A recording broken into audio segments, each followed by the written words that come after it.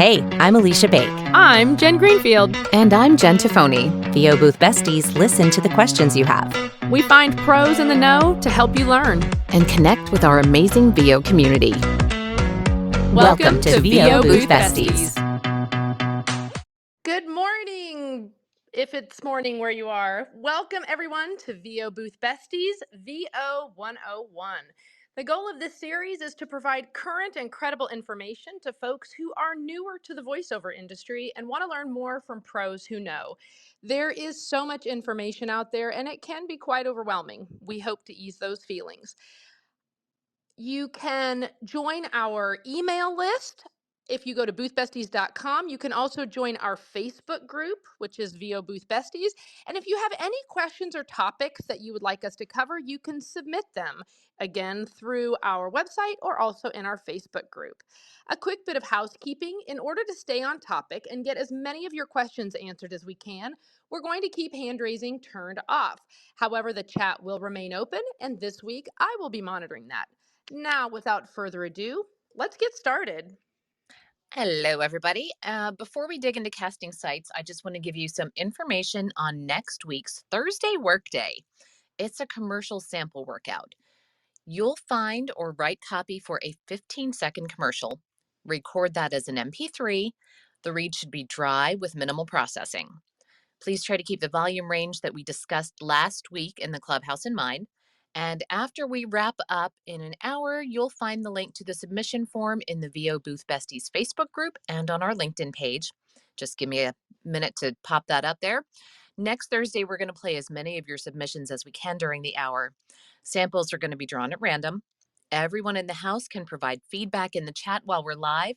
And then afterward, a spreadsheet link will be provided with the name of your commercial only, not your name, just the name of your commercial for live feedback, for feedback after the live room. On with the show. A hot topic in the VO world right now is online casting sites. Sometimes we call them pay-to-play sites, but that's not really accurate as some of them don't require payment at all. I want to be clear up front that we are not recommending specific sites. We are here to give you information to help you make your own informed decisions about casting sites. Sorry, y'all. I was trying to pin that link and I got distracted. So when I first began, I had absolutely no idea what an online casting site was. I'd never heard of it. I didn't know where to get work, and I had certainly never heard that I could market myself. So I had started out doing audiobooks on acx.com, which could be considered an online casting site for audiobooks. And I quickly realized that audiobooks are not for me. But I had spent a ton of money on a mic and an interface, at least what I thought was a ton of money at that point in my career. And so I Googled how to make money with your microphone. And I set up a profile on the very first site that popped up, and I was making money less than a week later. So I thought I was golden, you guys. Somebody was paying me to talk into that microphone. So I had no idea that that particular site was not an ideal one to work with.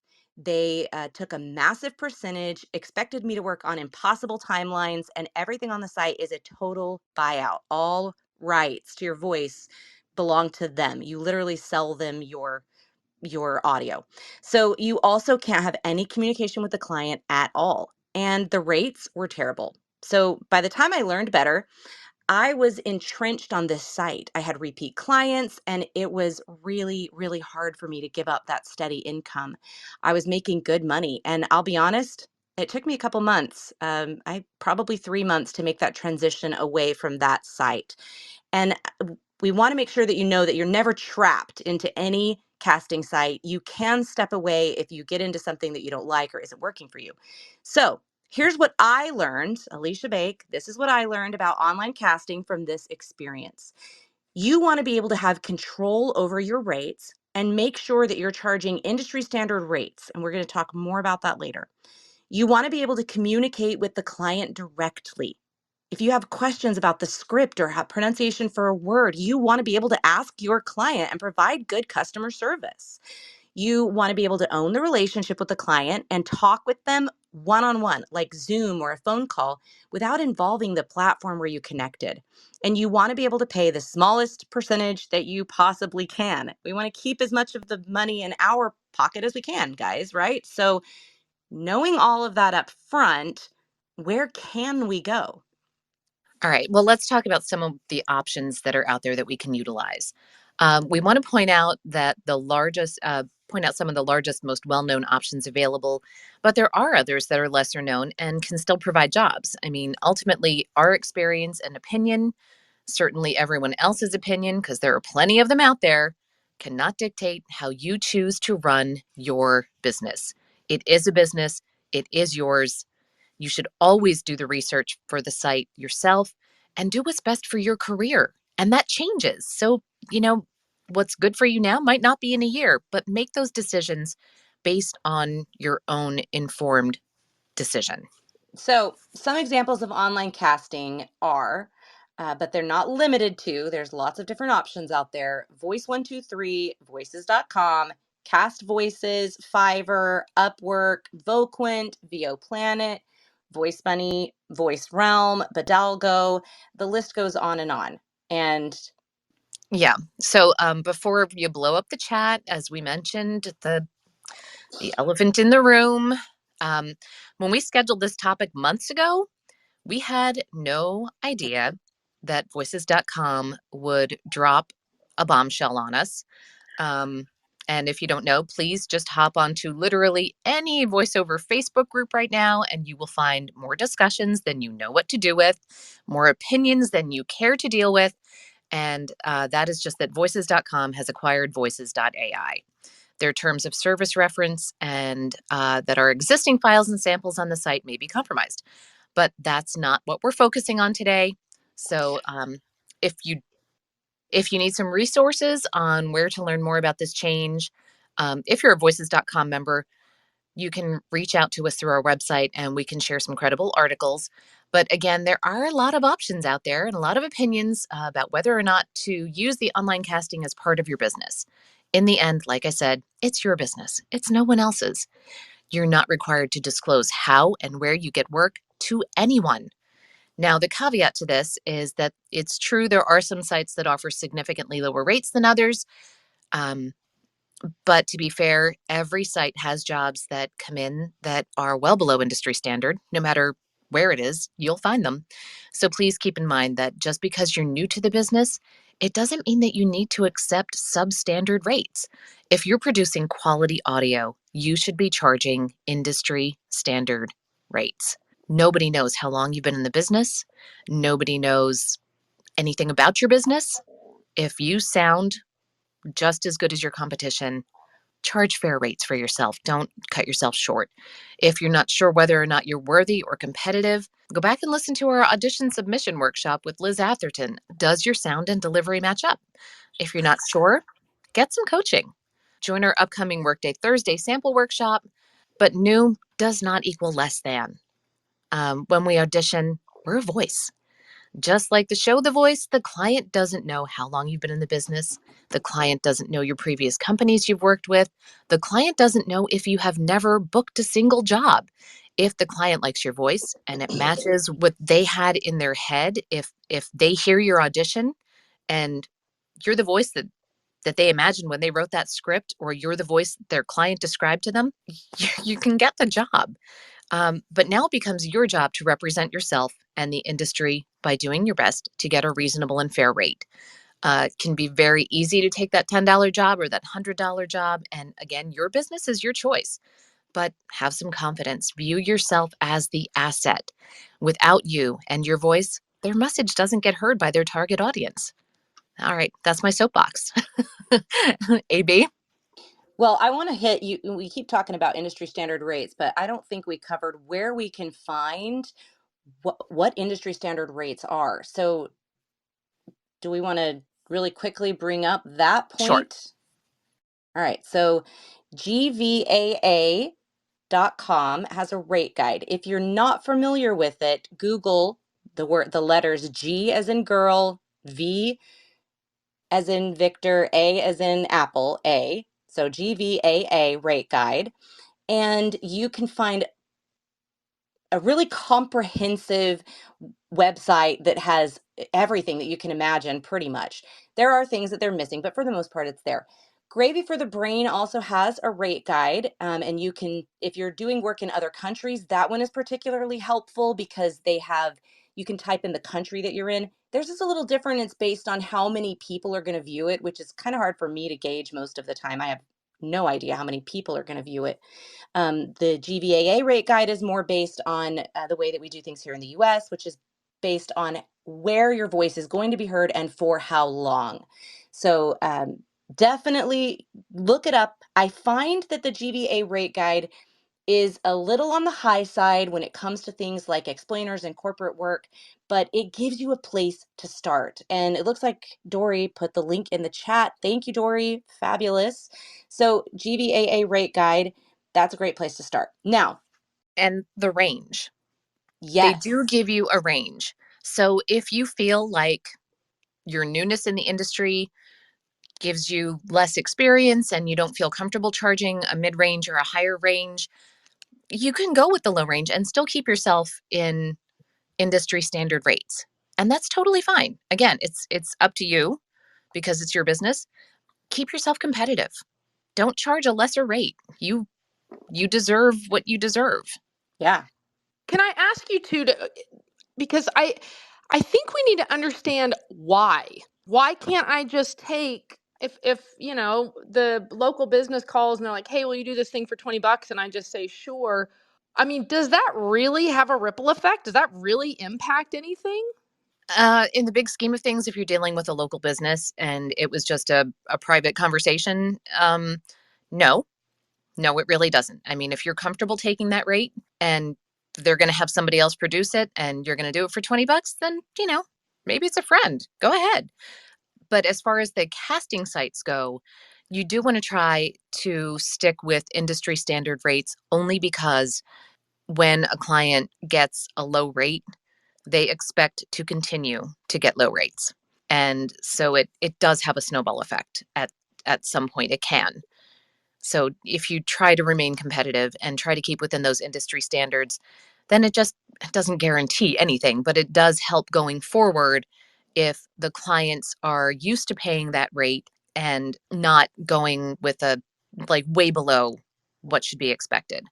Um, So that ties into what AB was saying that there that you want to build that relationship like again, and we've had Brad Highland on before to talk about this. Guys, we've had some fantastic interviews that reiterate this, that support this, that building the relationship allows them to come back to you rather than just reposting another job and then still doing it at that lower rate possibly, and just kind of continuing the cycle, right, of not, you want them to come back to you, you want to have fair rates, but it all comes back down to that relationship building part.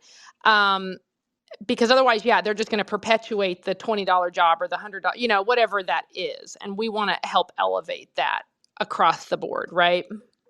and you Yeah. also don't want to set yourself up to have that client come back to you and expect to continue to get that super low rate. You could be shorting yourself at the end of the year a couple $1,000s. Yeah, and I will add that one of the other reasons that we want to the industry rates are what they are for a reason. They're what is commanded by the industry at this point in time, and GVA does update them. They do pay attention to them. But one thing that I feel like is important is for me when I was on this other website and I was working for really low rates, I was spending 60 to 70 hours a week working, and I was making about $2,000 a month.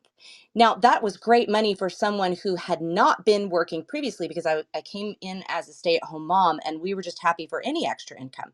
But I was spending way more than 40 hours a week to earn $2,000 a month because the rates were so low.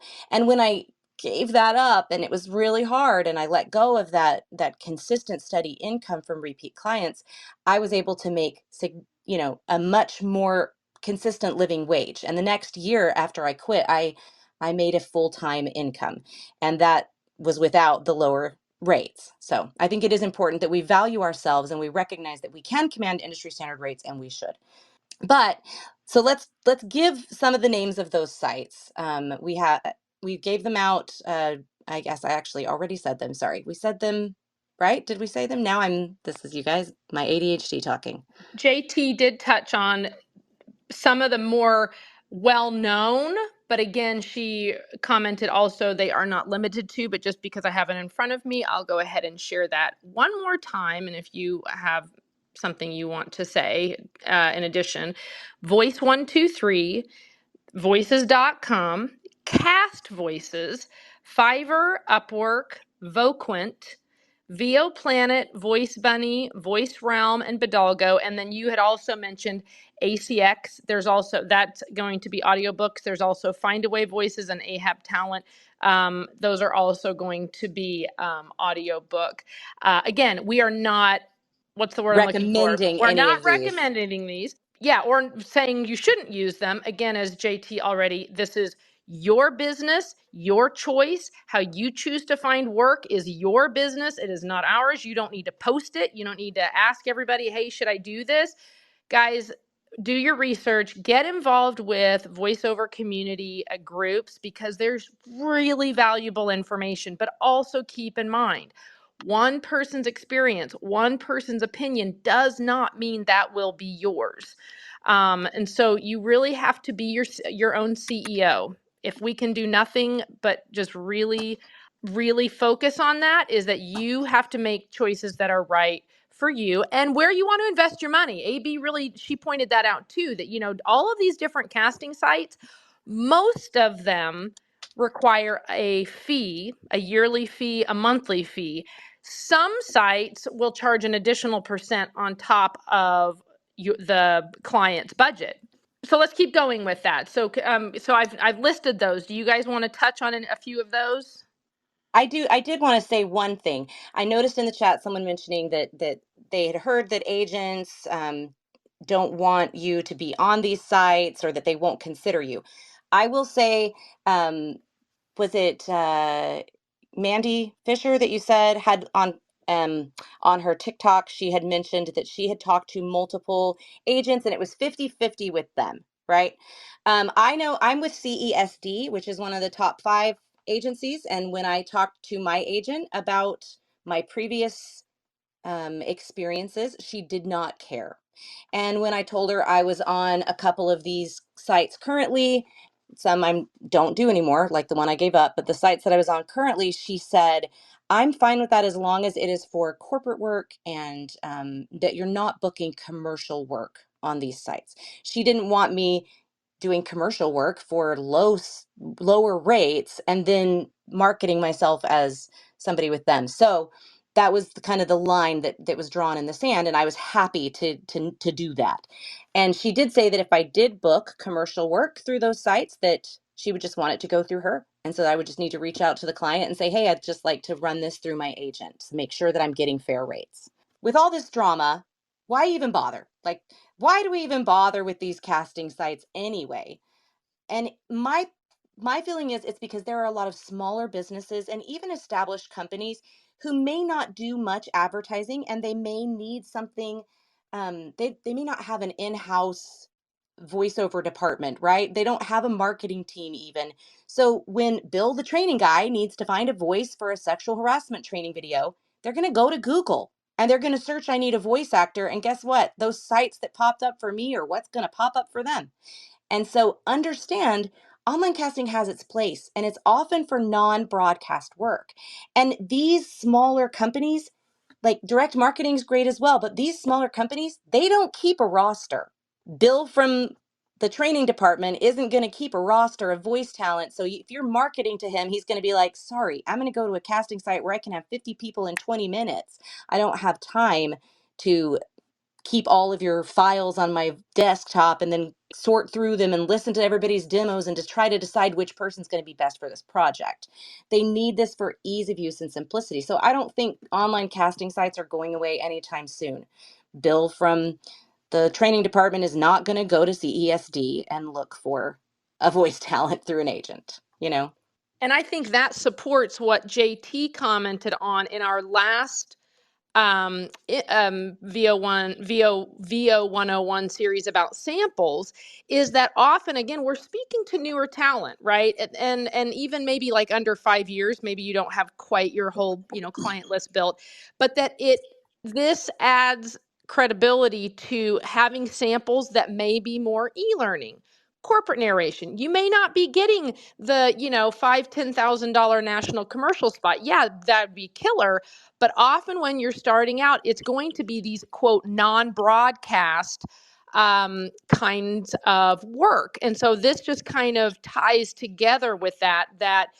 And they're not necessarily quote low paying jobs. I mean, there is an industry standard even for, Bill, the training guy, says, "Hey, can you do the sexual harassment video? We just, we're just going to have bullet points. It doesn't have to be animated. It may not be this, big fancy video, but they do want a voice that connects." JT, you were talking earlier about that you do quite a bit of corporate I do. work. Can you kind of speak to your experience with that and what you can kind of convey to newer talent?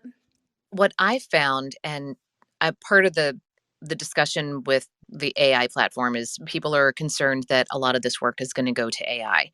What I find is that even if they don't have someone in house who's going to be able to voice these things, they're not necessarily going to turn to the AI because they have still spent time and effort and money to put together their PowerPoint presentation or whatever presentation software they're using. They don't want their employees falling asleep listening to an AI voice or a monotonous voice. They've spent money, they're going to spend a little bit more to keep their people engaged. And that's something that only a human is going to be able to give them. So, like, let's not panic. Our jobs aren't going anywhere. Yeah, and if anybody who follows me on TikTok, I made a video about this yesterday, just a little bit touching on what we can do to protect ourselves is to be as authentic as possible. And referencing our podcast episode with Jen Henry on Monday night, that episode about bringing who you are to the table, all of the pieces of you, and putting them and injecting them into your scripts. Even if you're talking about corporate narration and you're doing a sexual harassment training, give it personality and give it passion and purpose, because that's what's going to separate us. And it's also what's going to separate you from somebody just coming in. When I first started, I really should, at some point, we should play some of that audio that I recorded at the beginning and was selling. I don't know who was buying it. It was terrible. I sounded like a robot. I really did. And I had awkward breaks in my wording because of the way I was editing, and I just didn't know. So invest the time and energy in training to become as much yourself as possible when you're recording your audio, and we will avoid some of this drama. Yeah. And I think, again, it goes back to it's practice.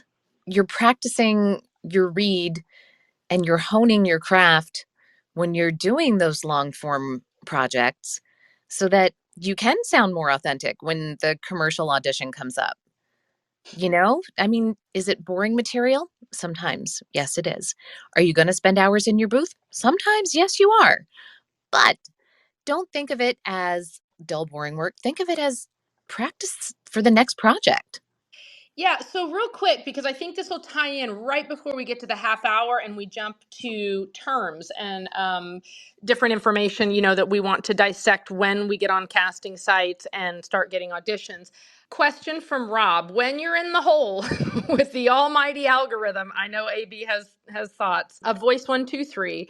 What do you think about auditioning for jobs that are a little low in order to hopefully increase your chances? And maybe you can speak to Voice 123, but maybe you guys can also just kind of, in the next 5 minutes, touch on the power of the algorithm. Like, I don't know how involved we want to get with this. I know that Voice 123 Pros is a great resource to, credible. We trust Natasha and Catherine to give us good information on that. But you guys want to touch on that real quick?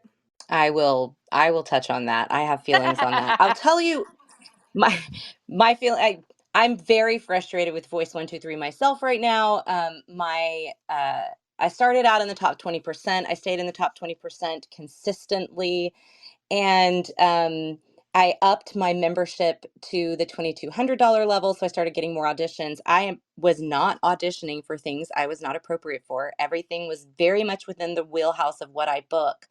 But if they don't like what you sound like, if you're not what you hear and they hear in their head, they don't give you a like and you drop, your stats drop.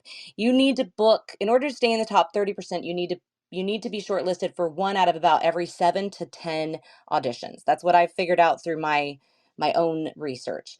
Um, and I'm not hitting that at the moment, and it's super frustrating. So I did do what you were suggesting, and start auditioning for some of the lower paying things, but I put a caveat on it.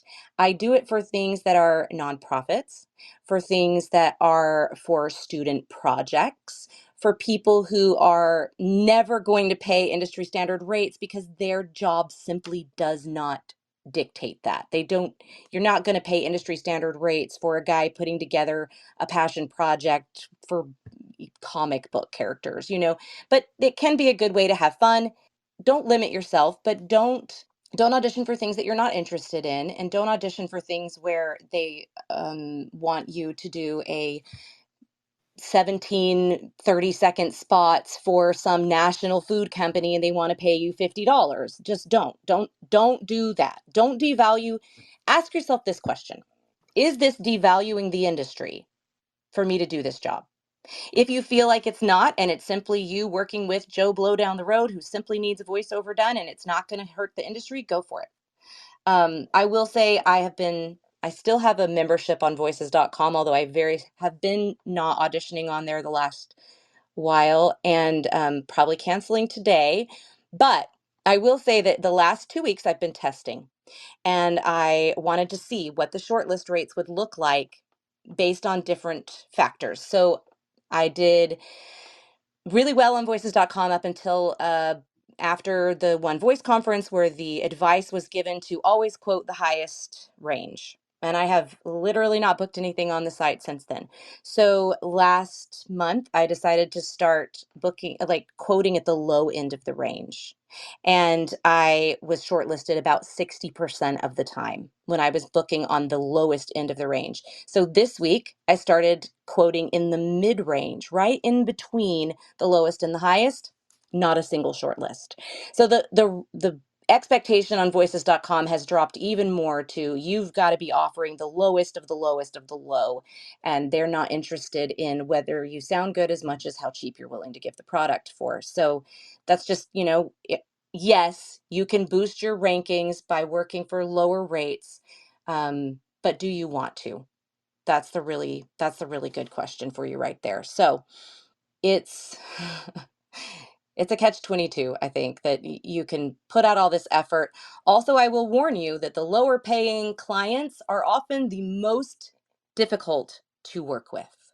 They are some small business owner who has worked really, really hard to get where they are, and that is really hard for them to part with the $100 that they're spending on you for their explainer video, and they're going to want 17 revisions and 32 pickups, and the tone changed at the last minute, and then they're probably going to end up with the same script you started with and the same tone you started with at the end of the day.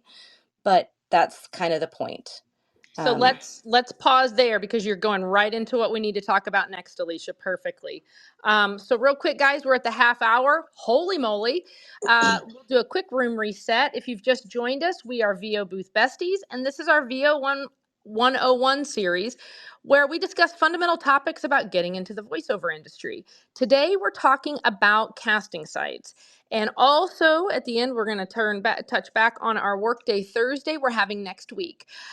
Thanks for joining us, and let's get back to it. So, AB, let's just keep going with where you're at. So, you're throwing out some terms here. You're talking about pickups, you're talking about revisions, you're kind of saying some things that maybe not everyone who's new to the industry knows what that means, why they should know. So, they've joined the casting site.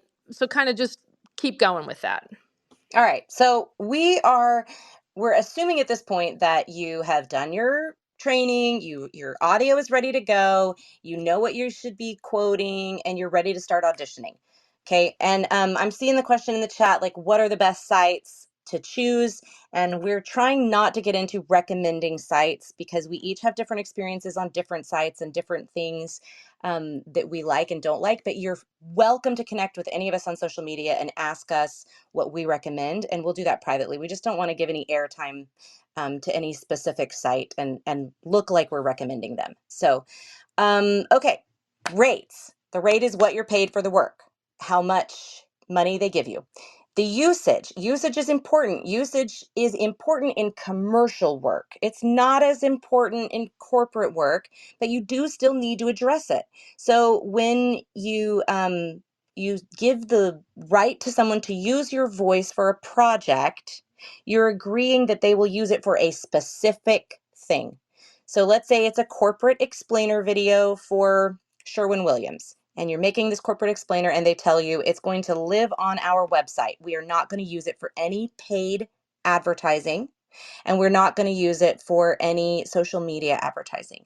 So that means that that has one spot it lives. That's a corporate price. It's one buyout. You don't need to worry about usage past that. But I always include in my contract something like, or my invoice, like this is for unpaid corporate use only, lives on your website. I specify that because you don't want to come back later and find out they've turned it into a commercial. So when you're looking at the main page and it says that it's 1 minute and the budget is $500, and then you go into the specs and you see that it's actually not 1 minute commercial for $500. It's a 30 and a 15 and 3 6-second spots. You need to address that with the client and let them know that you expect to be paid for each spot. $500 for a 3 or 6 month run, even in a regional market, that's actually 5 spots. It's not 1 minute of copy. It's 5 separate pieces of copy that are going to run, and each one should have its own price. The time length, the 30 is going to be different than the cost for a 15 and for a 6 second tag, but it's still 5 separate projects, Yep. not one project for $500. So, pay attention to that. If you still want to audition for it, if they haven't, there are some clients who will say, this is the rate. If you don't agree with it, please don't audition. Well, I don't agree with it, so I'm not going to audition.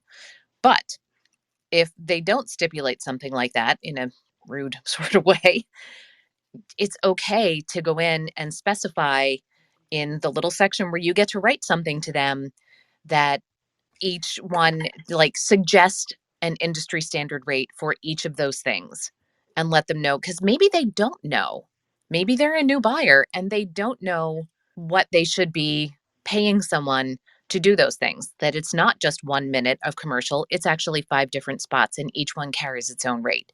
So sometimes it's not just a matter of taking the job and taking the lower rate, but educate them on the right way to buy their advertising. So I think that's the perfect way to segue into in perpetuity as well, because that's something that also can be listed. I'm going to just read this to you because it's something that I wrote on social media, and I think that it covers it all pretty well. In perpetuity is completely irrelevant for most explainers or corporate work or e-learning. If it's something that's internal, lives on a website for a company, or even for social media use that they don't pay for, so organic sharing, like I share it and then Jen shares it and then so forth, not paid advertising.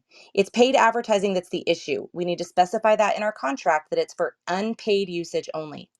When in perpetuity is used in paid advertising or broadcast work, that's when it becomes an issue. Commercials, particularly TV commercials. There's some controversy over whether it's relevant in radio commercials, but I just think anything that's commercial. So it wasn't a problem for me until I got an agent. My agent will send me auditions with what are called conflicts. A conflict is something that says you cannot voice for two things at the same time. So like you can't have commercials out there for Ford and for Honda airing at the same time in the same locations. The problem is that they're often really broad, like must not have voiced anything for a technology company. That's referring to anything currently airing in that same geographic location. So that's why we give specific terms like 6 months, and we refer to six specific markets. So, like a 6 month regional usage might mean 6 months in the area of New York State, or 6 months in a 6 state area, or 6 months in one state. And you'll see that on the GVAA rate guide where they'll talk about what is the geographical area. When it's national, all markets are off of the table. It's why they pay so much for them. It's why we get paid what we do, because we're saying, I will not voice for other things while this is airing. So, for example, I voiced some TV demo videos for Samsung, but they aren't being used for paid advertising. So I'm still okay. I can still do technology things. But if I hadn't been clear about that on my contract, it could be an issue. And the responsibility is on me legally to go make sure Samsung hasn't used them for paid advertising. If we've signed something that says that they can't, the responsibility is on them. So it is really complicated, but these things are important. Just don't agree to a contract for broadcast rights in perpetuity, like TV or radio, and be sure to specify that. So, with that being said, because again, people are going to misunderstand, if you are a person who on purpose or accidentally chose to do a job that was for AI for a certain thing, you will forever have a conflict. Is that accurate? Yeah, you could. As long as it's still airing, you could have a conflict. Now, that doesn't mean that there aren't going to be other clients that will hire you and they don't care that you have a conflict. That is, but the potential does exist. So I'm not going to give that up, you know. So, JT. And occasionally it's the client, when they're going to a casting site, often just has a checklist that they go through for the project specs, and they check off the boxes because they have to. So sometimes they may not understand when they're clicking a box that says in perpetuity or full buyout what they're actually asking you for. If you address it with them, many times they'll come back and say, "Oh, I didn't even realize I did that. I was just trying to get through the form to post the job." And they'll put a limit on it unless they're telling you specifically in the body of the text that they want the in perpetuity or the buyout. Just because they check that box doesn't mean that that's actually what they need. So open that conversation with them. Just make sure that you are covering your bases for their sake and yours. Yeah, I like that what Tamara, I'm not sure if I'm saying that right, Tamara or Tamara Warner said, sometimes smaller businesses don't have the understanding and knowledge of what fair pricing looks like or the skill set involved. And it's important to note that. And I've had multiple times where I've taken the time to educate the client and help. I send them to the GVA rate guide and I say, this is how I price. Why don't you see where your project fits within this realm? But I've also had clients who asked for in perpetuity and I said no. And they were like, oh, okay, well, I just asked for it because it was easier for me. It just makes it easier because I don't have to think about where I'm going to use the project. They were happy to take it off once I asked for it. And I have had clients who were not happy to take it off and went to another talent, and that's fine. That I don't want to work with them anyway. So, Exactly. all right, what are some of our other terms? TTS, text to speech. It also falls under the AI category to an extent. Text to speech is when you're in your car and you get a text message from somebody and you have Siri or Cortana or whoever you have on your phone read the text to you. It also refers to things like Amazon Alexa or Siri, where they're giving you prompts that are pre-programmed in, and some of them are for one specific use, like what's in your car or what's in, and that those would be safe, right? But a lot of times those contracts will say, you agree to give us your voice for everything, forever, for no matter what, whenever, however, and I personally don't do any of them as long unless I haven't actually done any yet, but I'm not going to unless it specifically says this is only for use in this project. Yeah. At this point, there is no rate guide for AI usage in perpetuity in any form on any platform. No one has decided what that fair rate is, especially on casting sites. You may see a project that says $10,000 and it's going to be 5 hours in the booth and it's 100,000 words and you just have to talk and we'll do all the cleanup and we'll do all the editing. And $10,000 seems really, really awesome until you realize that the way that they're using your voice, had it been individual projects, would have been a whole lot more money in your pocket had it been an actual job. And now they have your voice forever to use in any way that they want. And that $10,000 suddenly doesn't seem like such a great deal. Yeah. All right, we could talk on that for a I while. know. Sorry. We're going to move on. We get frustrated with this conversation. All right, ABC takes. What is an ABC take? It is when you're in a directed session, typically with a client. Sometimes they'll ask for it in a script that you're just reading and sending back to them, but most of the time it's a directed session. And a directed session is when you're directly connected to the client, like through Zoom or Source Connect, or some other, a phone call, and they're telling you what they like and don't like about what you read. And I love directed sessions because I know at the end of the day the client's going to walk away with what they want. So when they ask for an ABC, it's three different takes. It's usually a short phrase or one sentence, and they'll have you do it three times. So you might say, I went to the store. I went to the store.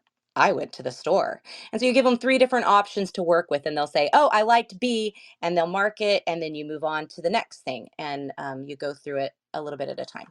So, JT, you want to talk a little bit about what non-union versus union means? Yeah.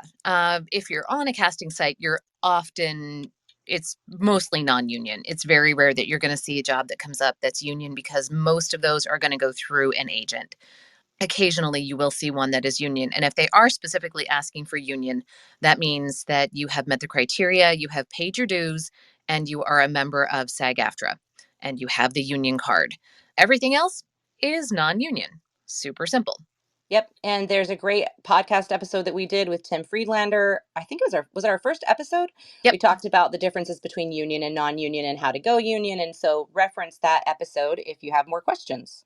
And also understand GVAA rate guide is a rate guide for non-union jobs. SAG-AFTRA union rates are going to be different and for different usage. And those can be found on the SAG AFTRA website. And it is like reading the schematic to a mechanical diagram. It's so Clear as confusing. mud. I know. Yeah, Okay, so can you tell us what OTT means? What? You said OTT? Uh-huh. Over the OTT. top. So that's going to be on the GVA rate guide. So over the top are going to be the big Hulu, the big streaming services, YouTube streaming, all those. Yep. Okay. Now All you right. know. Lifts. So we talked about lifts and cut downs. JT, can you talk a little bit about what those are? Sure. Sometimes you will see that a project is listed with two 30-second commercials and two 15-second commercials, but they'll tell you that the 15s are lifts from the 30s. That means you're not getting a separate script for that. You don't have to record anything extra for it. They're just going to take 15 seconds of the longer spot and pull it out and use it as a separate entity. Do I get paid still just for the 30 though? Or how do you delineate that? That depends. Some it depends on the client. First of all, it depends on how they're using it, where it's running.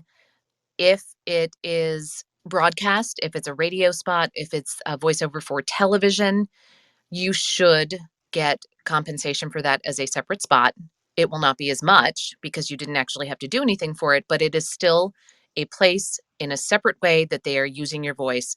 It is a separate body of work. And yes, you should get compensation for that. Excellent. Another Thank reason we don't do buyouts and in perpetuity with commercial work, so that you get paid for those. Okay, Source Connect is you'll see Source Connect required. If you don't know what Source Connect is, it is a software that you use on your computer that allows the client on their end to directly connect to your studio and record on their end. They are quite possibly my favorite sessions of all because I do nothing except perform.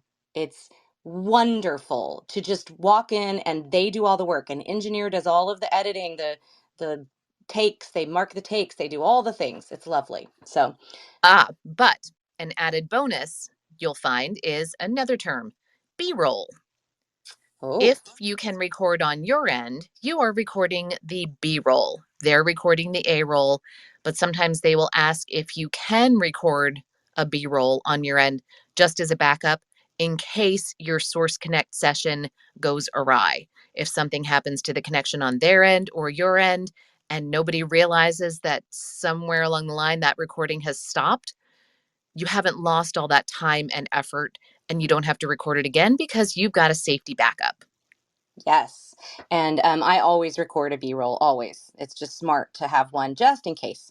A line read is when the person on the other end of a directed session wants to tell you how they want the line to sound. It can be really annoying and it can be really helpful because they're going to read it to you. I can't believe I've already made it to an hour. And you're going to be like, you really want me to say it like that? But it's, that's how they want you to say it. And it's helpful to know what they're looking for. So a lot of directors don't like to do line reads because they want you to be able to perform, but it may happen. Let's see. IPDTL, it's another way of connecting directly to the client studio. Let's see, what else have we got? Oh, playback. What is playback, JT? Playback is when you have the ability to play what you just recorded back to the client. And not everybody's equipment is going to be set up for that. Sometimes you might have to just take your phone over to your monitor and play it back through the phone. I mean, Yeah, I have a software called Loopback that does playback, and I quite literally can't remember how to use it. And I even made a YouTube video explaining how to use it. So I need to go watch my own video.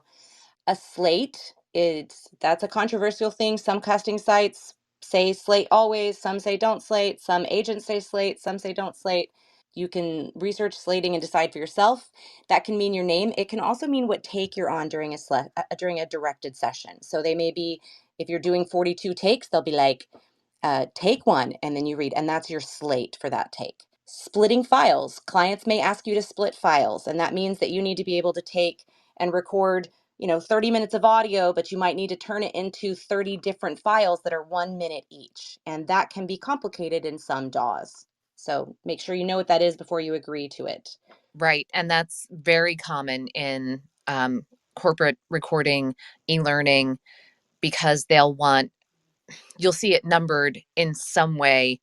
They'll have it listed per slide in their PowerPoint or, again, whatever program they're using to create their presentation. They'll want one file per slide named the way that it's named on your script. And so you need to be able to save those files separately and just send them a folder with everything when you're done. Dropbox is easy for that. You may want an FTP client like WeTransfer to be able to zip everything and send it to them, and then they can unzip it on their end and have all the files. Because those can also get really, really large really fast, especially if they want it in Wave. Exactly. That's one reason I switched from Audacity to Audition, was to be able to export files, multiple files at once. You can drop markers in Audition, and it's super, super easy. And Uncle Roy taught me how to do that. Let's some of the other ones we're just going to cover really quickly because we are running out of time. IVR and telephony. IVR is, oh, I don't know what the words. I just know it's telephone systems. Does anybody know what IVR stands for? Internet voice recording. Oh, internet voice recording. Okay. Now, I I have done this. I just want to speak to it really quick. It sounds very simple where you're like, oh, yeah, I'm just going to say hi. Well, thanks for calling Jen Greenfield and Associates. If you'd like to talk to Jen, press 1. However, you definitely, and this actually happened to someone else in a Facebook group, and I had to help them through it. There is, it's called ULaw. There is a different processing that has to be done often on IVR and telephony. It's not always a one-for-one where you just record in your studio and you send it to them at a 24-bit or, all the things. There is this processing that has to be done so that when they upload your voice to their phone system, it sounds correct. But let me be clear, you sound like you are in the jungles of Vietnam trying to get through to Black Hawk Down when when it is in this ULaw format. It sounds horrible, but just take my word for it. You have to trust the process on that compression. It's like super compressed. It's obnoxious. So just know that for IVR and telephony that you'll want to know how to do that. There's YouTube videos available, or also just get in touch with one of the engineers we talk about. Often it's just a matter of changing the file settings when you save it. You can record it just like you would any other MP3 or any other WAV file. And when you go to save or save as, you can change your bit rate and the compression rate. But always, always, always ask the client when you're doing any kind of on hold messages or phone prompts, anything for a system other than straight up audio, ask them how to save it, because if you just send them a regular old MP3, it is not going to work in their system.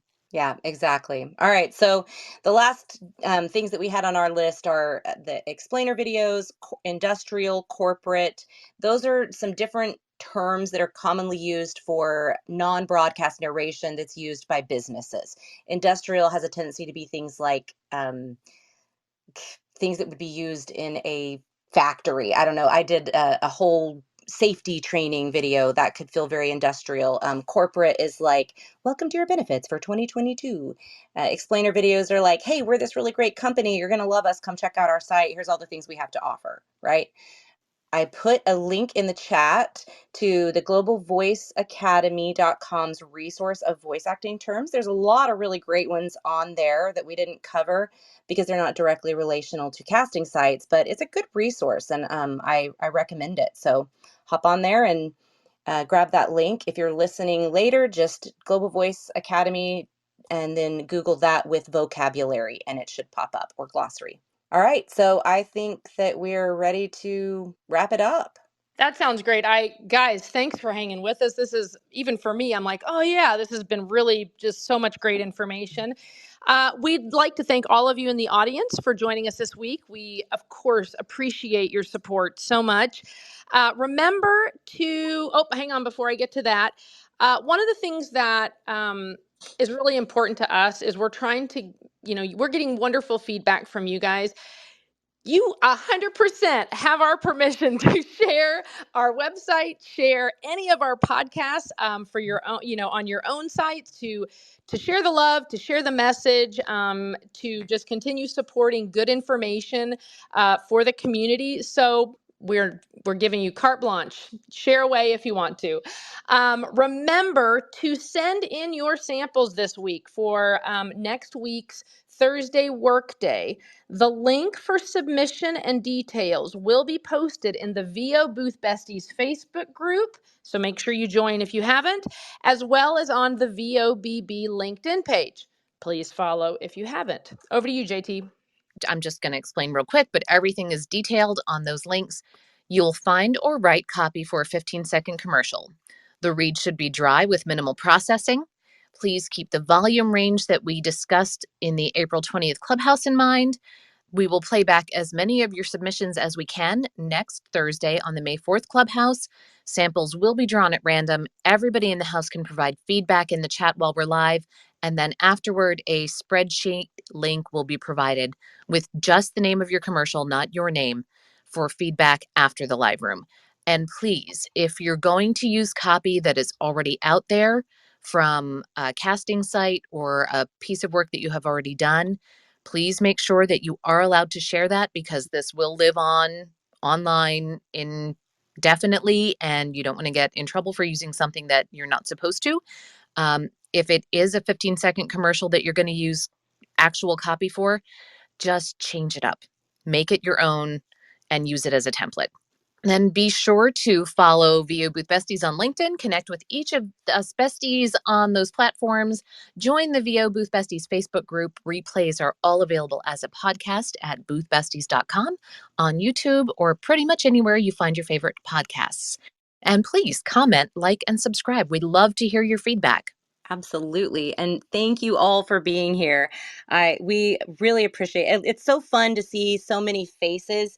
Well, your little bitty faces, but your names pop up each week, and we love seeing you here. Thanks for being here. We'll catch you Monday at 5 p.m. Pacific, 8 p.m. Eastern with our guest, Roger Becker, who is a talent agent with Access Talent. And he is going to be a great interview, you guys. I promise. Come on over and check it out. We'll see you later. Hey, everybody. Thanks for listening to another episode of VO Booth Besties. Be sure to subscribe to our podcast. Well, pretty much anywhere they're playing podcasts. And follow us on Instagram and Facebook so we can keep the conversation going. VO Booth Besties. Yeah, it's a thing.